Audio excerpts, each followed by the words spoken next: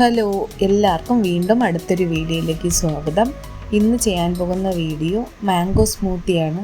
ഇപ്പോൾ mango season സമയമാണ്. അപ്പം നമ്മൾ മാംഗോ വെച്ചിട്ട് പല ഐറ്റംസും ഉണ്ടാക്കും.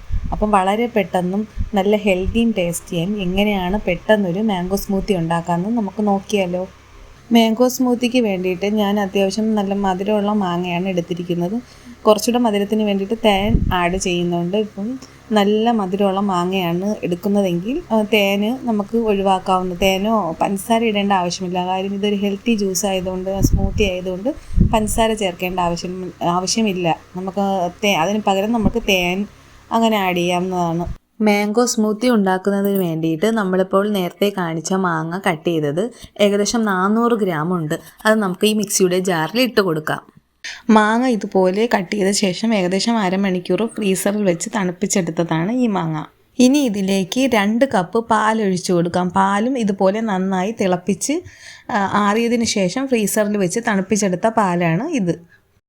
ഇനി അടുത്തതായിട്ട് ഇതിലേക്ക് 1.5 കപ്പ് യോഗർട്ടാണ് എടുത്തിരിക്കുന്നത്. അതും നമുക്കിതിലോട്ട് ചേർത്ത് കൊടുക്കാം. ഇപ്പോൾ യോഗർട്ടിന് പകരം അധികം പുളിയില്ലാത്ത തൈരും ചേർക്കാവുന്നതാണ്. ലാസ്റ്റായിട്ട് ഇതിലേക്ക് 1.5 ടേബിൾ സ്പൂൺ തേനാണ് ചേർത്ത് കൊടുക്കുന്നത്. പഞ്ചസാര ചേർക്കേണ്ട ആവശ്യമില്ല, കാര്യം ഇതൊരു ഹെൽത്തി സ്മൂത്തിയാണ്. ഇനി മിക്സിയുടെ ജാറടച്ച് നന്നായി ഇതൊന്ന് അടിച്ചെടുക്കാം.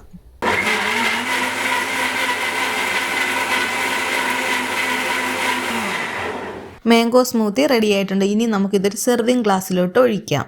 കണ്ടില്ലേ, വളരെ പെട്ടെന്ന് എങ്ങനെയാണ് ഒരു ടേസ്റ്റിയും ഹെൽത്തിയുമായ മാംഗോ സ്മൂത്തി റെഡിയാക്കിയതെന്ന്.